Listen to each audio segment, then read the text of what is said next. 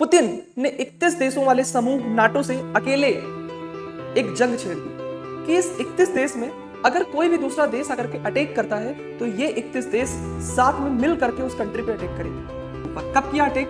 2014 में रसिया ने इस क्रीमिया पे अटैक किया जो कि यूक्रेन के नीचे वाला पार्ट था और इस क्रीमिया को रसिया के अंदर मिला लिया। रसिया चाहता है कि अगर वो यहाँ पे आकर के लड़ाई करेगा तो कुछ दिन के बाद यूक्रेन को ये वाला पार्ट आजाद करना पड़ेगा और जैसे ही ये वाला पार्ट आजाद करेगा ये तुरंत जो ये वाला पार्ट है इसको रसिया में मिला लेगा, इसका विलय रसिया में हो जाएगा। ये इसकी प्लानिंग थी। अब फिनलैंड जैसे ही नाटो में जाने की कोशिश करता है तो रसिया एक नई साजिश लगाएगा। रसिया ने नाटो की बैंड बजा के रखी है, पुतिन ने सबकी बैंड बजा के रखी है। ये जो कहानी है ये आप सबको समझनी चाहिए कि कैसे 31 देशों के समूह से एक इंसान लड़ जाता है। इसकी पूरी प्लानिंग को समझो।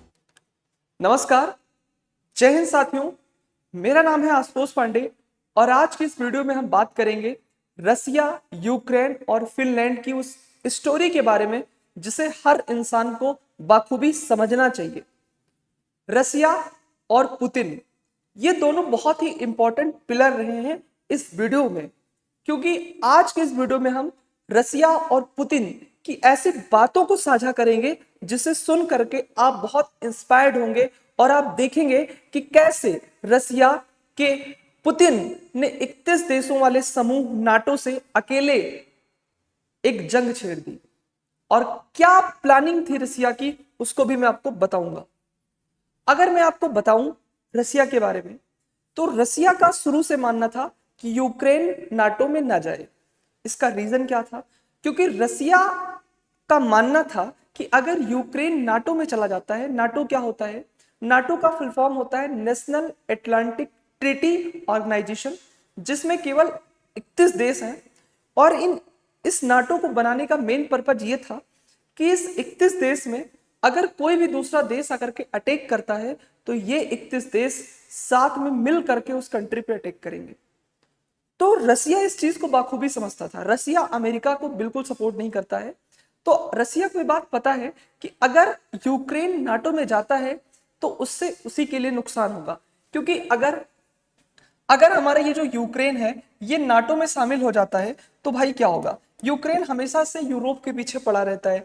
अगर ये नाटो में जाता है तो अमेरिका अपनी फोर्स भेज सकती है। भाई कुछ भी होगा तो क्योंकि नाटो में अमेरिका की चलती है तो अमेरिका अपनी फोर्स यूक्रेन में भेज सकती है, क्योंकि अगर यूक्रेन में कुछ भी दिक्कत होगी तो अमेरिका वाले आ जाएंगे। अब भाई अगर अमेरिकन फोर्स आती है तो भाई देखो इसके जस्ट बगल में क्या है? रसिया। और यही कहीं पे पड़ता है यही कहीं पे पड़ता है मॉस्को। मॉस्को क्या है? मॉस्को रसिया की कैपिटल है और रसिया इस बात को बिल्कुल नहीं चाहेगा कि अमेरिकन फोर्स उसके इर्द गिर्द भी आए।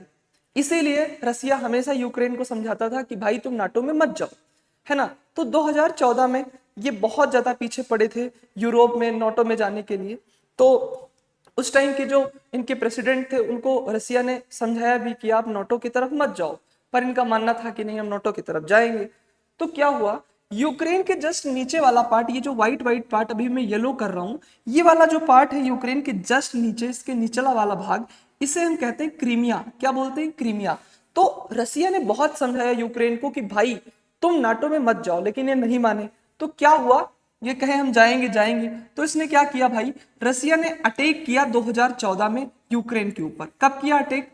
2014 में रसिया ने इस क्रीमिया पे अटैक किया जो कि यूक्रेन के नीचे वाला पार्ट था और इस क्रीमिया को रसिया के अंदर मिला लिया। अब ये बात आप लोगों तक नहीं पहुंची होगी, 2014 में उतनी ज्यादा मीडिया आईटी सेक्टर स्ट्रांग नहीं थी, पर 2014 में रसिया ने यूक्रेन के ऊपर अटैक किया और ये जो क्रीमिया था इसको अपने में शामिल कर लिया। अब यूक्रेन अब कहने लगा कि मैं अभी भी नाटो में जाऊंगा, नाटो में जाऊंगा, क्योंकि इसे पता था कि अगर मैं नाटो में जाऊंगा तो अगर मेरे ऊपर रसिया अटैक करता है तो हम क्या होंगे? हम बचा लिए जाएंगे। अब इनके बड़े ही कॉमेडियन प्रेसिडेंट बने जोलांस्की साहब नाटो के पीछे पड़े हुए थे कि हम नाटो को ज्वाइन करेंगे। जोलांस्की साहब को रसिया ने फिर समझाया कि भाई आप नाटो की तरफ मत जाओ, नाटो की तरफ मत जाओ, लेकिन ये माने नहीं। अब ये जब नहीं माने तो रसिया ने एक खेल खेला। क्या खेल खेला? रसिया ने इस जो यूक्रेन का ये वाला पार्ट है, ये वाला पार्ट है यूक्रेन का, इस तरफ वाला भाग, इस तरफ वाले भाग जो है ये यूक्रेन का, इसके जितने भी कल्चर हैं वो किससे मिलते हैं? रसिया से मिलते हैं, जो इस तरफ वाला पार्ट है। और जो यूक्रेन का ये वाला पार्ट है, जो यूक्रेन का ये वाला पार्ट है, इधर वाला पार्ट, इसके जो कल्चर है वो यूरोप से मिलते हैं। किससे मिलते हैं? यूरोप से। और ये वाले कल्चर किससे मिलते हैं? रसिया से मिलते हैं। डोनबास और डोनास्क, ये दो ऐसे पार्ट हैं इस यूक्रेन के अंदर। ये यूक्रेन के इस तरफ वाले लोगों का मानना था कि हम बहुत परेशान हैं, हमें आजादी चाहिए। इस तरफ वाले लोगों का कल्चर क्या था? इस तरफ वाले लोगों का कल्चर रसिया से मिलता था, इस तरफ वाले लोगों का कल्चर यूरोप से मिलता था। जो यूक्रेन का ये वाला पार्ट था, इसमें बड़ी दिक्कत चल रही थी, बड़ी परेशानी चल रही थी। यूक्रेन की गवर्नमेंट इनको संभाल नहीं पा रही थी। तो रसिया ने क्या किया, एक स्पार्क यहाँ पे भेजा, एक चिंगारी यहाँ पे भेजी। उनका मेन प्लानिंग ये था कि ये यूक्रेन में जो इधर के लोग परेशान हैं, जिनका कल्चर रसिया से मिलता है, इनको इन्होंने कहा कि आप इन्होंने क्या कहा, एक मैसेज भेजा कि आप बोल दो कि हमें स्वतंत्र बनाओ, हमें स्वतंत्र करो। तो यूक्रेन के इधर वाले लोगों ने क्या किया, स्वतंत्रता की मांग की। डोनबास डोनाल्स्क, ये दो इधर के जो पार्ट थे, इन्होंने स्वतंत्रता की मांग की कि भाई हमें आजाद करो, हमें आजादी चाहिए। अब क्योंकि भाई आजादी चाहिए, आजादी के लिए भाई क्या हुआ, आजादी चाहिए। तो अब यहाँ पे क्या हुआ, अब जैसे ही आजादी की उन्होंने मांग की, तो रसिया ने क्या किया, अपनी आर्मी को यहाँ पे भेज दिया। कैसे भेज दिया? यूएन में जाकर के, यूनाइटेड नेशन में बताया कि यूक्रेन इधर वाले जो डोनास्क है, इनको आजाद नहीं कर रहा है, इनको बहुत परेशान कर रहा है, यहाँ के लोगों में बड़ी दिक्कतें हैं। तो रसिया ने दिमाग लगाया, अच्छा ये क्यों कर रहे हैं? क्योंकि यूक्रेन जाना चाहता था नाटो में। रसिया ये बात मंजूर नहीं करना चाहता था, तो इसने एक पॉलिटिकल पॉइंट ऑफ व्यू से गेम खेला। यहाँ पे एक लेटर वगैरह लिखा यूएन को कि देखो यूक्रेन की यहाँ इस तरफ के लोग बहुत परेशान हैं। तो यहाँ पे उसने क्या कर दी, अपनी आर्मी भेज दी। आर्मी भेज दी, खूब लड़ाई खच्चड़ चालू हो गया, इधर उधर खूब वार चल रहा है। अब रसिया बोल रहा है कि अगर तुम इधर परेशान नहीं करोगे लोगों को, तो हम भी परेशान नहीं करेंगे, नहीं तो हम भी। अब ये क्यों कर रहा है रसिया? रसिया चाहता है कि अगर वो यहाँ पे आकर के लड़ाई करेगा, तो कुछ दिन के बाद यूक्रेन को ये वाला पार्ट आजाद करना पड़ेगा। और जैसे ही ये वाला पार्ट आजाद करेगा, ये तुरंत जो ये वाला पार्ट है, इसको रसिया में मिला लेगा, इसका विलय रसिया में हो जाएगा। ये इसकी प्लानिंग थी।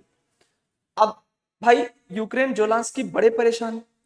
अब रसिया की ये हालत देख करके फिनलैंड बहुत परेशान हो गया। ये जो फिनलैंड है, इसने सोचा भैया अब हमको भी कहाँ जाना है, हमको नाटो में जाना है। अच्छा, नाटो मतलब नाटो गरीब देशों के लिए है, जिनके पास खुद का पावर नहीं है। अब इंडिया थोड़ी जाएगा नाटो में शामिल होने, हैं? ये तो वही बहुत बड़ी वही बात हो गई ना कि एक इंसान को मारे तो 30 इंसान को बुला लेकर के आए उस एक इंसान को मारने। नाटो वही करता है। भाई फिनलैंड जोलास्की के पास फोन किया, हाँ हाँ तुम बहुत परेशान हो, तो एक काम करते हैं, हम भी नाटो में शामिल हो जाते हैं। तो फिनलैंड ने कोशिश किया नाटो में जाने का। अब फिनलैंड जैसे ही नाटो में जाने की कोशिश करता है, तो रसिया एक नई साजिश लगाएगा। क्या लगाएगा रसिया? भाई रसिया रसिया का थोड़ा सा पार्ट ये है, ये जो पार्ट है ये रसिया का ही है। और अगर फिनलैंड नाटो में जाता है, तो ये क्या करेगा रसिया? रसिया इस पार्ट को इंडिपेंडेंट कर देगा, इस पार्ट को इंडिपेंडेंट कर देगा। इंडिपेंडेंट करने का क्या मतलब हुआ? इंडिपेंडेंट करने का क्या मतलब हुआ? ये जो पार्ट है ना, इसको बोलते हैं कालिनग्राड। इसको क्या बोलते हैं? कालिनग्राड। कालिनग्राड, ये जो कालिनग्राड है, ये एक्चुअली में रसिया का ही पार्ट है। तो अगर फिनलैंड नाटो में जाता है, तो रसिया का ये जो पार्ट है कालिनग्राड, इसको रसिया क्या कर देगा? इंडिपेंडेंट कर देगा, आजाद कर देगा। और जितनी भी इसकी खुफिया एजेंसीज हैं, जितने भी इसके ऑफिसर्स हैं, वो इसको यहाँ भेज देगा। यहाँ भेज देगा तो इससे क्या होगा? अब भैया रसिया डायरेक्ट अटैक नहीं करेगा फिनलैंड पे, रसिया इसको इंडिपेंडेंट करके अटैक करवाएगा फिनलैंड पे। और क्योंकि जब इधर अटैक होगा तो फिनलैंड नाटो में है, अगर नाटो में जाता है, और तो क्या करेगा? रसिया बोलेगा कि भाई इसको सताया जा रहा है, तो रसिया इसको सपोर्ट करेगा। और वैसे भी रसिया के हाथ में ही तो ये रहेगा कालिनग्राड। कालिनग्राड रसिया ही इंडिपेंडेंट कराएगा। अब इससे क्या होगा? कालिनग्राड फिनलैंड पे भी अटैक करेगा और यूक्रेन पे भी अटैक करेगा, तो और दिक्कत हो जाएगी। तो रसिया की पूरी प्लानिंग को समझो। रसिया ने नाटो की बैंड बजा के रखी है, पुतिन ने सबकी बैंड बजा के रखी है। ये जो कहानी है, ये आप सबको समझनी चाहिए कि कैसे 31 देशों के समूह से एक इंसान लड़ जाता है। इसकी पूरी प्लानिंग को समझो भाई। अगर फिनलैंड नाटो में जाता है, तो ये वाला जो पार्ट है, इसे बोलते हैं कालिनग्राड, ये रसिया का पार्ट है। इधर से फिनलैंड पे अटैक करेगा और इधर से वो किस पे अटैक करेगा? यूक्रेन पे अटैक करेगा। तो दोनों में यूक्रेन को दिक्कत है। अब यूक्रेन वाले नाटो के पीछे पड़े हुए हैं, है ना? तो ये जो स्टोरी है आपको समझनी चाहिए। कैसी लगी आपको ये वीडियो, हमको जरूर बताएं। Thank you so much for watching. जय हिंद।